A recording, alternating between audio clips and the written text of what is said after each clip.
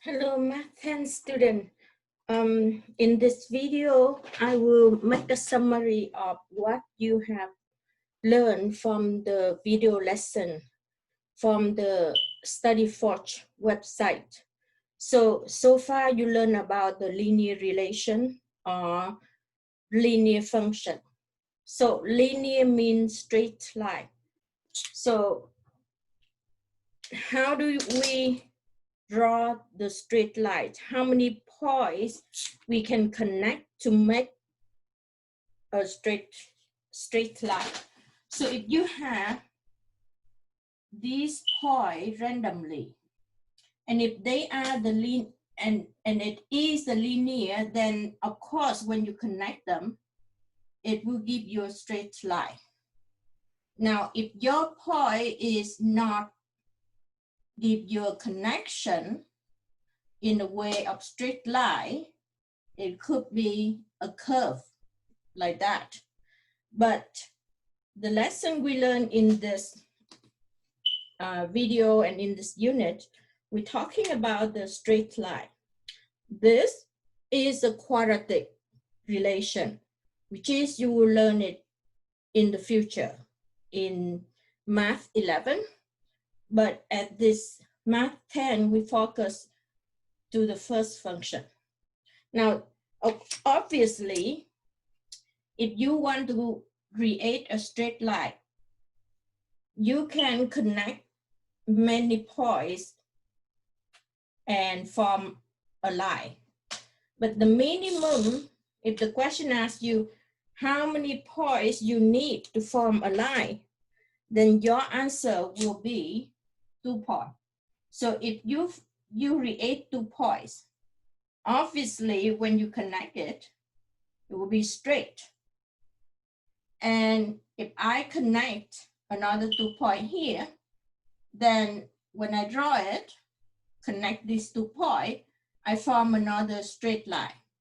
Now my line could be going up. In this case, we corner going up.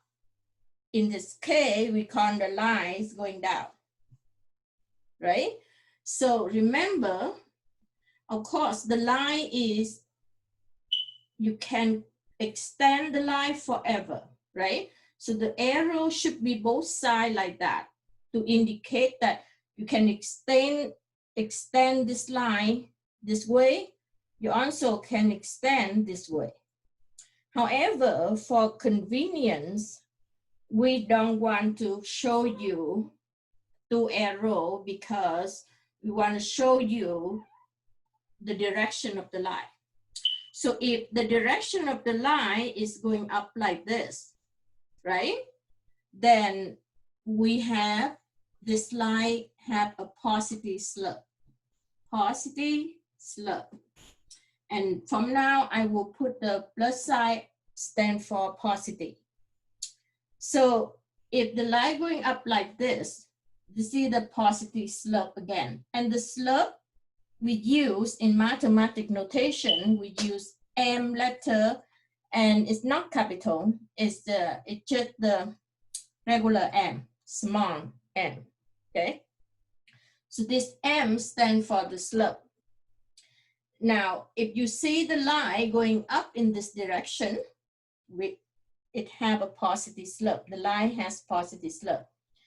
If you see the line is going down this way, down, right? You will have the line have a negative slope. Okay? So just remember now, the line going up have a positive slope, the line going down have a negative slope. And this is just the mathematical notation convention they assign for us to learn, because in the future we will apply it, right? So just remember that. Now, another thing I want to talk about the line is, if I draw the line from the coordinate, let's say I create a vertical line, right? Stand for the y-axis. And I create another horizontal line stand for the x-axis. So this is x, this is y. So in this x and y, I mark a scale. Let's say I can mark the scale by 2 or by 1, it's up to me, right? But make sure the distance from here to here, for each scale from here to here will have to be equal. So if I mark this is 1, then this is 2. But if I mark this at 2, then the next one will be 4, and 6, and 8, so on. Now, any number unit from the origin, the 0 here, to the right, have a positive scale. From the origin 0 here to the left, it have negative scale. And each scale on the x-axis have to be the same. So if this is 2, then the mirror line is here. It have to be the same distance, the same equal distance. So this is -2. And the next will be -4. The next, of course, will be -6, and so on, so on. This x-axis keep going both sides, and the y-axis keep going both sides. And down here, we have a negative. We can make a scale from the x and from the y the same or can be different as well. So let's say if I make the scale for y, here is -1, and here is -2, here is -3, and here is +1. So from the origin go up a positive number, 1, 2, 3. So for the x, I make a decision, this is 2 scale unit. But for the y, I can mark it as 1 scale unit. It's all up to me, okay? And depend on the concept when you apply this in the equation. Let's say you're talking about finance, the y will represent the big amount of money. You can mark the scale here is $1,000, $2,000, $3,000. So it doesn't have to be 1, 2, 3. It can be anything, or it can be 500, and then 1,000, then 1,500. So it's the scale is just very flexible. Depend on the content, the context of the problem. We can mark the scale, look decent, and accordingly, okay? So let's say I make a read coordinate like that, and I create a line. So my line, let's say my line is going down this way. So obviously the line here have a negative slope, right? Because we're talking about the direction going down like this, down, right? Direction have a negative slope, negative m, and m letter stand for slope. Now, any line created on the read, coordinate read, have to cut through the y-axis and the x-axis. So the intersection between this line and the y-axis here is this line cut the y-axis at unit 2, and at here we call a y-intercept. Intercept means intersect, right? It touching, it intersect. So this line cut the y-axis, intersect with the y-axis at the scale of unit 2, which is y-intercept at 2. And if you make observation, this line cut the x-axis at unit 4. So this intercept. Sorry. So this we call an x-intercept. If the line cut the x-axis at 1 point, and at here is 4, so x-intercept here at 4, and y-intercept here at 2. So these are some basic characteristic of the line, which is the line going down have a negative slope. If it intersect at the y-axis, we call a y-intercept. If the line intercept the x-axis, we call an x-intercept. Now, based on this characteristic of the line, because each line only have one slope, one ratio, rise over run, right? The slope we learn, which is rise over run. And each line only have one slope, one ratio. And therefore, and each line also only cut the y-intercept at one point. So therefore, when we're talking about a characteristic of the line, we're talking about its slope, which is also the meaning, is also the rate of change. How this line is at any point, how it's changing, right? So that's why its slope is the rate of change. And the formula to find the slope is rise divided the run. And the characteristic of the line, whether it's going down in direction or going up. If it is going up, we call a positive slope. If it go down, we have a negative slope.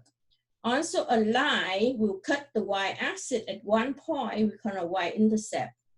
Now, because of these characteristics of the line, each line only have one slope and only have one intercept, one y-intercept. So the mathematician decided the general formula of the equation of the line. We call it equation of the line, equation of the line, right? Will be y function y equal the slope m time with the x adding with the b. So y equal mx plus b. This is the equation of the line. The characteristic of it is m is slope, where m is slope, and b is the y-intercept. So if I ask you, given you the graphic of this line, I ask you, make observation of this line and tell me what is the equation of this specific line. First, you have to find the slope of this line. You have to find the value of m. Also, you look at where the line cut the y-axis. So this is the value. The 2 here is the value of y-intercept, which is the value of the b letter here. So they ask you to find the equation of this line. You will use this formula, y equal mx plus b, and write down the equation for this line. And now, how do we find the slope of this line? So let's count how many units is the rise. The rise obviously is 1 and 2, so the rise equal 2 units, right? This is the rise, and this is the run. So if we pick 2 points on the line, this point here and this point here, and we draw the vertical line, and we draw the horizontal, this is the rise over the run. So the rise here equal 2, the run here is 2 and 4, so equal 4. So rise over run equal 2 over 4, reduce this fraction, we have 1 over 2, which is the slope of this line. So now we know the slope of this line is 1 over 2, which is, if you divide it, it will be 0.5, right? But we don't have to, we can keep in fraction form. So we know m already, which is 1/2. Now we look at b. B is the y-intercept, which is right here. So this is the b value, too. So if I ask you, given the equation of a line in general form is y equal mx plus b, how do you write the equation for this specific line with its slope and its y-intercept? And all what you do is you will write this equation, right? Equation is y equal m is 1/2. So put down 1/2 for the m here. X is just x, y is just y. when the equation apply, you need to put in the y variable and the x variable because these are the variable. This is the y coordinate. It keeps changing along the line. So if you pick the point here, the y of this line is here. If you pick the point here, the y of this line is here, right? Therefore, you can see that y is many point and changing value, and the x as well. So the equation of the line have to have two variables, y and x. And y will be equal 1/2 for m. M is just its slope. Its slope, the slope of this line here is 1/2, right? In another line might be 3/4, 5/6, whatever. It depends on the graph. In this specific line, its slope is one value, which is 1/2. So y is just y, 1/2 is slope, x is just x coordinate plus b value. What is the b? The b here is 2. So if I ask you to write an equation of this line for me, then you substitute the slope value, you substitute the b value, which is the b value is always the y-intercept value, right? So in math, they just make the notation, they call this a b value. B mean y-intercept, and they tell you what b mean. Then you must remember b mean the y-intercept. You must know to make observation and see where's the b value located. If the b in this case located at the unit 2, then the b value here is 2. So you substitute the b value and you substitute the m value, the slope value, then you're done. This is the equation of the line. Okay. Now, how do we know this each line only have one slope? The reason because I have to erase this to show you, right, the reason. Let's say if you draw any line, okay, and let's say I don't want to put in the coordinate anymore. Let's say I just created randomly the line. So how many points I need to create the line? 2 points. If I want the line go up, I connect this way. This is the line going up, right? 2 points. This is 1 point. This is second point.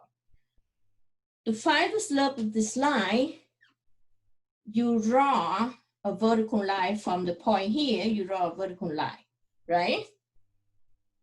And from this point here, you draw a horizontal line. And these vertical line and horizontal line have to form an angle of 90 degrees perpendicular. So this is the rise. We call the rise. The rise is the vertical. And this is horizontal, you call the run. So to find the m of this line, the slope m here, I have to measure. I use a ruler and I measure the unit of the rise. Let's say this is 2 units. Okay, if I measure it, I say this is 1 centimeter, this is 1 centimeter, just example. Okay, it's not accurate, but just that's pretend it, okay?